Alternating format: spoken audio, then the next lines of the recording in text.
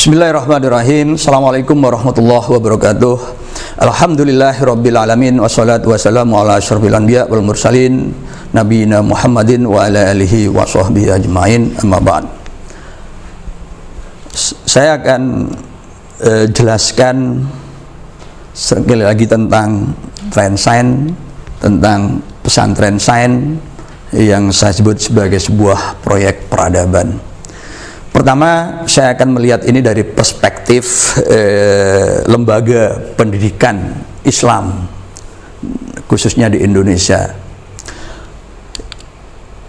Pada tahun 1475, jadi sekitar 545 tahun yang lalu, di Kebumen itu ada pesantren Al-Kahfi.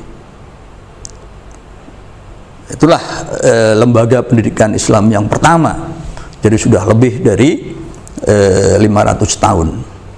Nah, kemudian pada tahun 1745 itu berdiri Pondok Pesantren Sidogiri di Pasuruan. Nah, kedua pesantren ini menggambarkan lembaga pendidikan Islam, ya, pesantren salaf yang mengajarkan kitab-kitab klasik yang berbahasa Arab secara non-klasikal juga. Nah, ini berkembang terus sampai hari ini.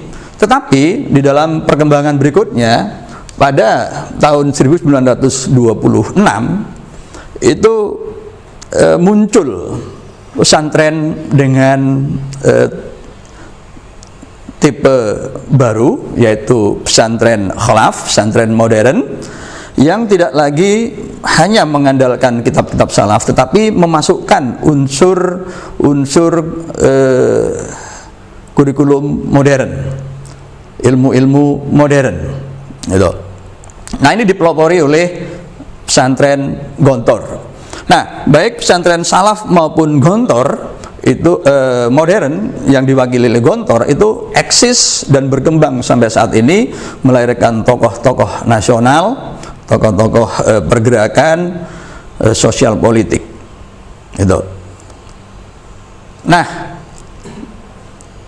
ada yang belum tersentuh oleh dua pesantren ini, yaitu dalam dunia iptek, ya. Nah, maka saya berinisiatif untuk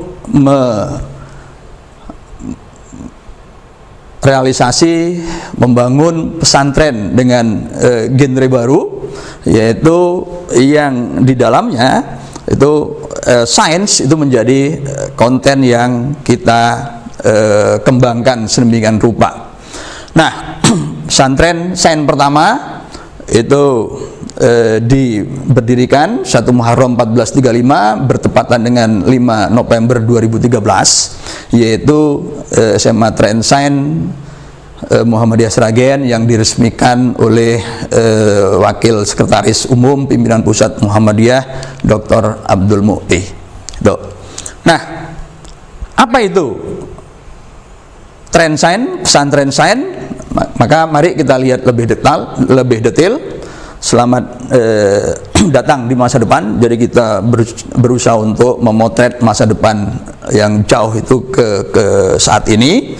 Nah, sains kita saat ini tidak bisa dilepaskan dari perkembangan ilmu pengetahuan yang sudah sedemikian luar biasanya. Ini sekedar ilustrasi. Ini ilustrasi dari salah satu lab raksasa, yaitu Large Hadron Collider di kota Jenewa, merupakan lorong di bawah permukaan tanah dengan keliling 27 km, ya. Ini laboratorium yang barangkali kebanyakan kita, begitu ya, itu kita nggak kebayang kalau kita punya lab sedemikian luar biasanya ini. Itu. Demikian juga dengan gambar berikut. Ini adalah ilustrasi dari laboratorium yang disebut dengan laboratorium Super Kamiokande. Lab ini ada pada kedalaman 1000 meter di bawah permukaan tanah. Ya. Ini mengapa demikian? Salah satunya ya itu untuk menyaring partikel-partikel yang tidak diperlukan dan hanya meloloskan partikel-partikel yang mau diidentifikasi, yaitu neutrino.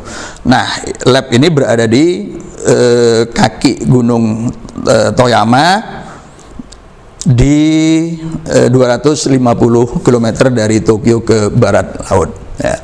Nah, ini lab yang juga luar biasa, ya. Di dalamnya ini ada 50.000 ton air murni tanpa campuran. Kemudian ini adalah foto multiplier dengan diameter 51 cm, jumlahnya 11.146. Untuk apa? Untuk memperbesar sinyal yang sangat lemah sehingga kemudian bisa diukur dengan alat-alat yang biasa. Nah, kalau dua lab ini adalah dua lab yang berada pada permukaan tanah, yang berikut ini adalah gambar teleskop. Ya. Nah, yang menarik dari teleskop ini bukan teleskop biasa, ya seperti yang biasa kita lihat, tapi teleskop ini setinggi 13,6 meter. Kalau teleskop ini 13,6 meter, jadi kalau diberdirikan itu tingginya 13,6 meter itu. Nah, untuk membangun teleskop ini melibatkan 10.000 ilmuwan dan insinyur di Amerika dan menghabiskan anggaran $2 miliar. Coba kita hitung, kita rupiahkan, ya. Kalau rupiah hari ini katanya sudah sampai 16.000, ya, berarti teleskop ini seharga 32 triliun, ya. Nah, padahal sekolah-sekolah kita teleskop yang 6 juta, 10 juta juga belum punya, ya. Apalagi kemudian mimpi teleskop yang triliunan. Ini betapa bahwa kita itu sebenarnya masih amat sangat jauh dari yang namanya kemajuan iptek, ya. Nah, inilah yang disebut dengan teleskop Hubble. Menariknya, teleskop ini tidak berdiri di bumi tapi mengorbit pada ketinggian 500 km dari bumi untuk menghindari debu-debu atmosfer, sehingga kemudian diperoleh gambar yang luar biasa. Di antaranya adalah gambar-gambar ledakan bintang, supernova. Dan karena alat ini ya diperoleh gambar yang luar biasa, maka ayat 37 surat Ar-Rahman, faidan syaqqatis sama'u fakanat wardatan kaddihan, dan ketika langit pecah seperti mawar merah, itu kemudian bisa dipahami. Nah, menariknya lagi, ya, 3 lab ini itu seolah-olah sedang mewujudkan perintah lain di dalam surah Ar-Rahman, yaitu ya ma'syarul jinni wal insi istata'tum an tanfudhu min aqtaris samawati wal ard fanfudhu la tanfuduna illa bisultan. Wahai bangsa jin dan manusia, tembuslah oleh kalian langit dan bumi, tapi kalian gak akan mampu kalau kalian gak mempunyai sultan. Apa itu sultan? Knowledge is power. Jadi kekuatan di sini adalah ilmu pengetahuan. Nah, itu ilustrasi 3 laboratorium. Nah, sekarang kita masuk dalam era revolusi industri keempat, ya. Nah, apakah kita akan terus menjadi penonton yang hanya ikut endleming dengan istilah revolusi keempat tanpa peran yang signifikan sebagai kontributor? Itu adalah pilihan kita. Tetapi transend diselenggarakan diantaranya adalah untuk menjawab tantangan-tantangan seperti ini, ya. Nah, mari kita lihat di balik kemajuan itu, ternyata sejak awal abad 20 sosiolog Pitirim Sorokin dari Harvard University telah menulis buku dengan judul The Crisis of Our Age. Jadi sebenarnya peradaban kita ini mengalami krisis. Dan ini juga ditelaah dan ditulis buku yang dengan judul serupa tetapi dalam bahasa Perancis, yaitu oleh René Guénon, guru dari Hossein Nasr. Nah, yang menarik adalah bahwa penyebab krisis peradaban ini tidak lain adalah ilmu pengetahuan itu sendiri. Ilmu pengetahuan positivistik yang secara hierarkis itu menolak dan memutus hierarki Tuhan sebagai causa prima.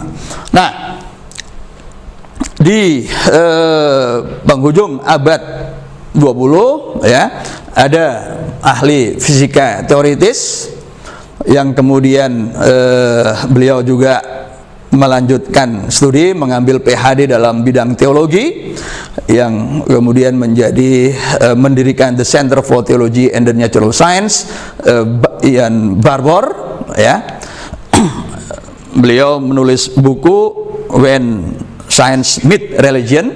Ada 4 relasi antara agama dan sains, yaitu dialog, independen, konflik, dan integrasi, begitu.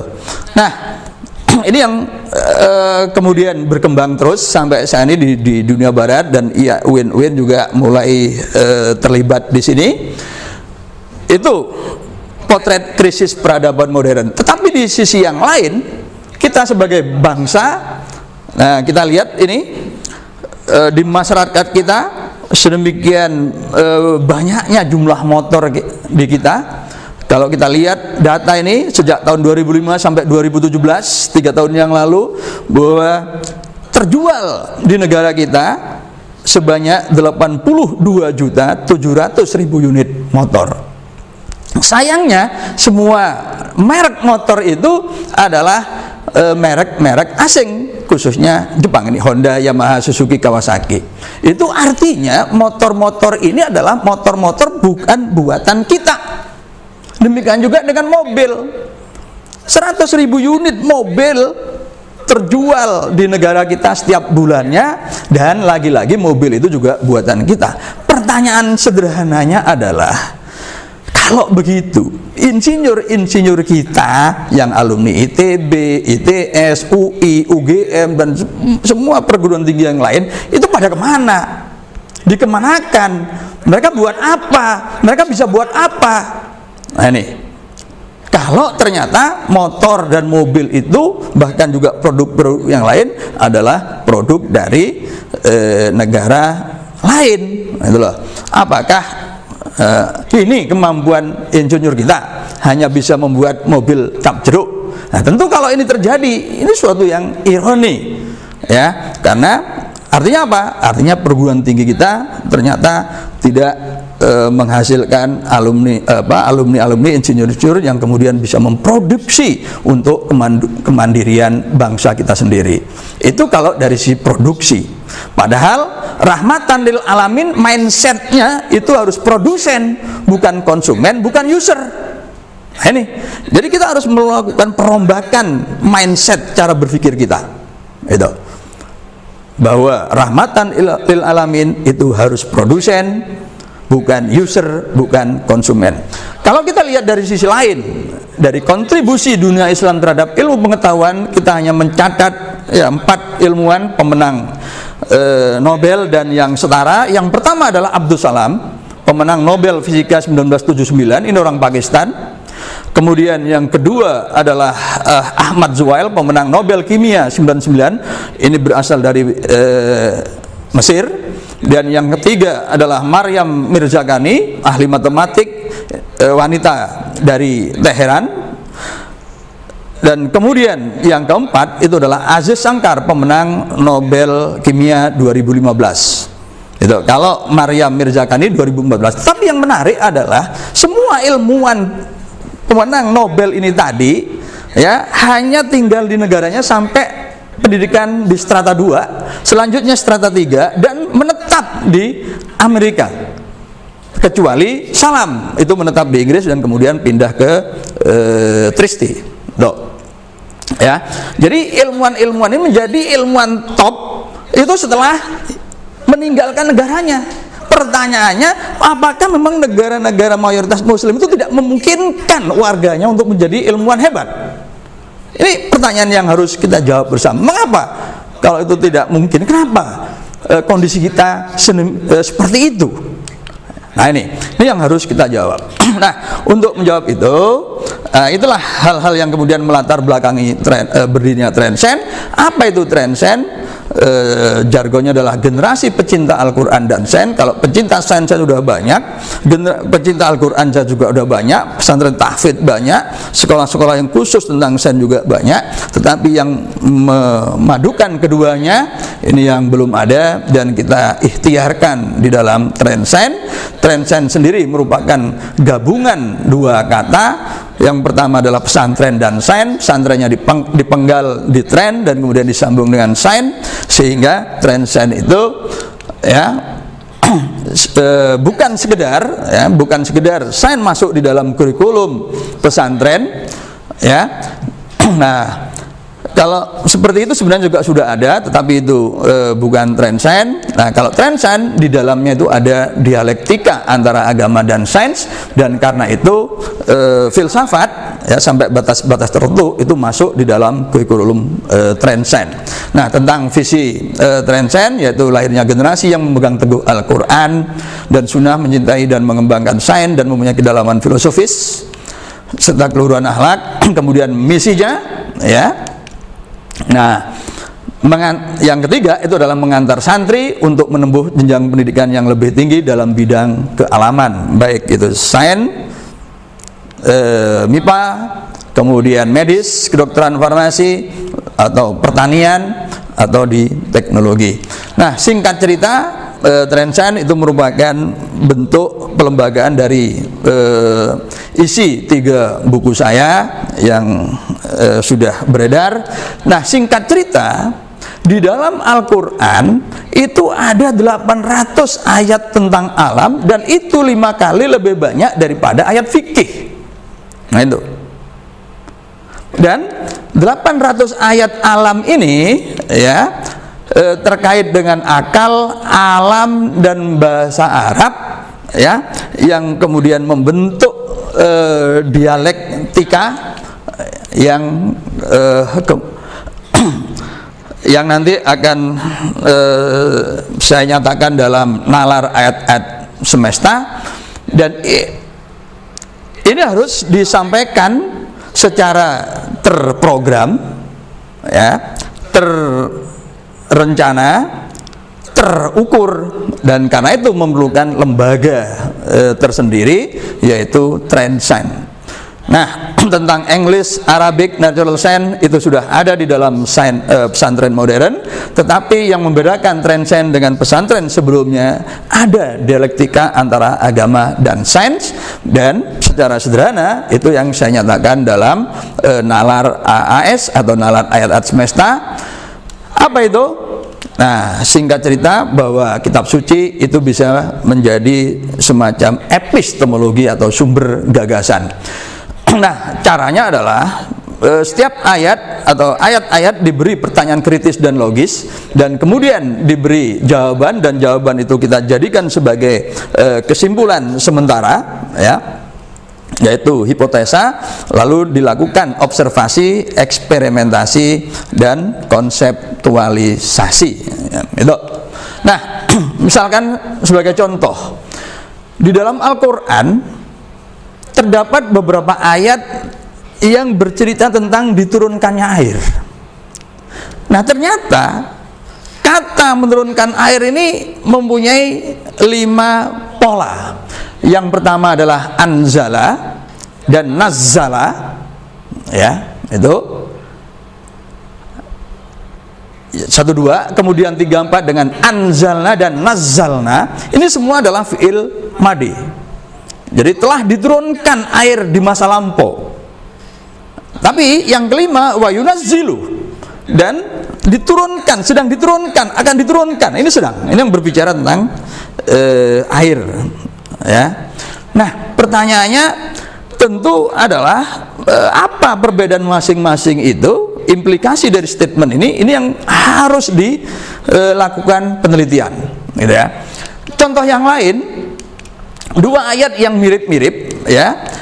Yang pertama adalah Allahul ladzi sahhara lakumul bahra litajriyal fulku fihi bi amrihi. Yang kedua wa sahhara lakumul fulka litajriya fil bahri bi amrihi. Jadi ayat ini mirip-mirip ya.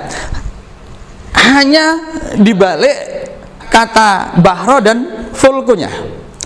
Ya, yang pertama itu ditundukkan laut supaya kapal dapat berjalan. Tapi yang kedua ditundukkan kapal wasahharalakumul fulka ya, supaya bisa berjalan di laut. Ini punya implikasi ya, dan itu harus diajarkan cara berpikir seperti ini. Yang pertama, singkat cerita, itu akan mengarah pada konsep perahu dari kayu. Yang kedua, itu akan membawa kita kepada kapal besar yang umumnya tersusun dari baja. Karena baja itu tenggelam, maka supaya tidak, kalau dijatuhkan ke air tenggelam, maka supaya tidak tenggelam itu harus ditaklukkan wasahharalakumul fulkah. Itu tipe yang kedua.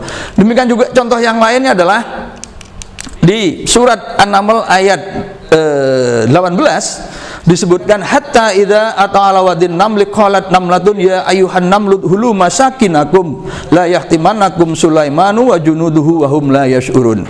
Di sini ada 4 kata semut. Yang menarik adalah kata semut yang ketiga itu dibedakan. Ya, jadi namlun, namlatun, namlun. Pertanyaan sederhananya adalah kenapa kok tidak dibuat namlun semua atau dibuat namlah semua? Itu. Nah, maka tentu ini bukan kehendak Tuhan yang iseng.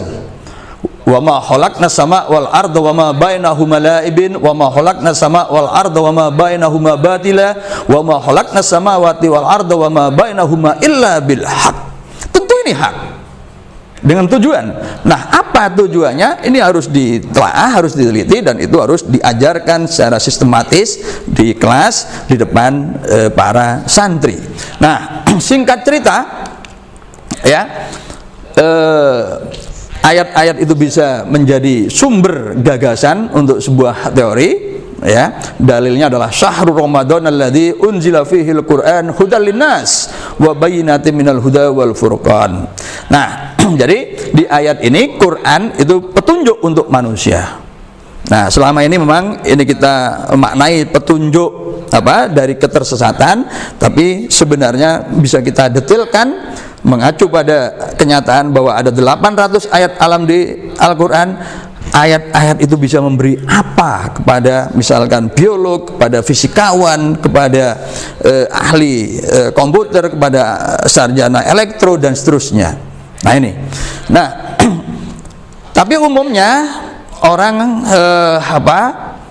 menganggap ayat-ayat itu, memandang ayat-ayat itu hanya sebatas sebagai mukjizat. Jadi ada teori yang kemudian dicarikan dalilnya.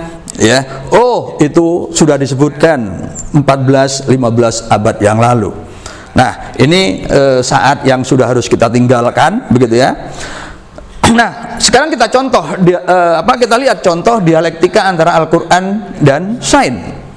Kita dulu di SMP, SMA, bahkan di perguruan tinggi diajarkan oleh guru dan dosen kita apa yang kita kenal dengan prinsip materi. Materi tidak diciptakan dan tidak dapat dimusnahkan. Itu kita terima. Tapi mari kemudian kita ngaji. Kita ingat ajaran guru agama kita, dosen agama kita. Guru agama kita, ustadz kita mengatakan bahwa arkanul iman itu ada 6. Iman yang pertama adalah percaya kepada Allah, Allah sebagai pencipta. Nah, kalau Allah sebagai pencipta, tapi kemudian kita pada saat yang lain disebutkan bahwa materi tidak diciptakan. Oh, berarti materi tidak diciptakan. Berarti Allah tidak menciptakan materi dong kalau begitu. Gitu ya. Dan rukun iman yang kelima adalah yaumul akhir, tentang alam itu berakhir. Nah, kalau materi tidak dapat musnah, berarti narasi kiamat itu adalah omong kosong. Nah, kalau rukun iman itu tertolak, sebenarnya apa? Itu kan. Jadi ada pertentangan antara ajaran agama dan prinsip ilmu pengetahuan. Nah, ini sebelum diajarkan itu harus di-clearkan dulu. Nah, gitu. Nah, kemudian di dalamnya para santri Ini adalah ilustrasi ketika para santri itu mengulang observasi yang dilakukan oleh Eratosthenes, yaitu menentukan jari-jari bumi. Ini adalah salah satu dari observasi apa yang disebut dengan laboratorium ayat-ayat semesta. Kemudian kuliah tamu, ya, mengundang para ahli, dan para santri juga diundang, diajak ke perguruan tinggi, ketemu para ahli di perguruan tinggi, mendengarkan kuliah umum.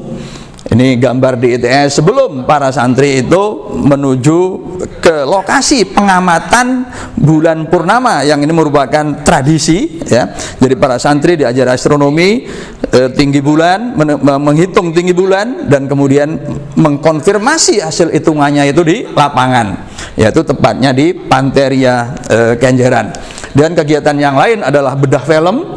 Jadi para santri diajak nonton film dan kemudian mengkritisi film itu. Ya, ini diharapkan para santri kemudian mempunyai imajinasi yang besar, karena yang mahal dari ilmu pengetahuan itu adalah imajinasi. Dan program andalan dari Transcend itu adalah Basic Midnight, atau yang populer juga disebut dengan tahajud fisika. Para santri belajar sejak ba'da isya sampai larut malam, tengah malam, bahkan sampai subuh untuk belajar fisika, kimia, matematik, gitu ya. Dan ke depan kalau sudah normal, buku-buku ajar matematik, fisika, kimia itu juga akan kita tampilkan dalam 3 bahasa, ya, bahasa Indonesia, bahasa Inggris, dan bahasa Arab, supaya apa? Supaya para santri terbiasa dengan bahasa Arab, karena memang kitab suci Al-Quran dan kitab-kitab klasik semua ditampilkan di dalam bahasa Arab. Nah, alumninya seperti yang saya sebutkan tadi itu diharapkan kemudian masuk ke perguruan tinggi besar seperti ITB, ya. Syukur-syukur juga masuk di MIT. Ini bukan Madura Institute of Technology, ya, tetapi Massachusetts Institute of Technology. Syukur-syukur juga kemudian bisa masuk ke universitas terbaik dunia, yaitu Harvard University. Dan Transcend juga berdiri di Tebu Ireng, di jantungnya NU, ya. Jadi bisa dilihat di link ini.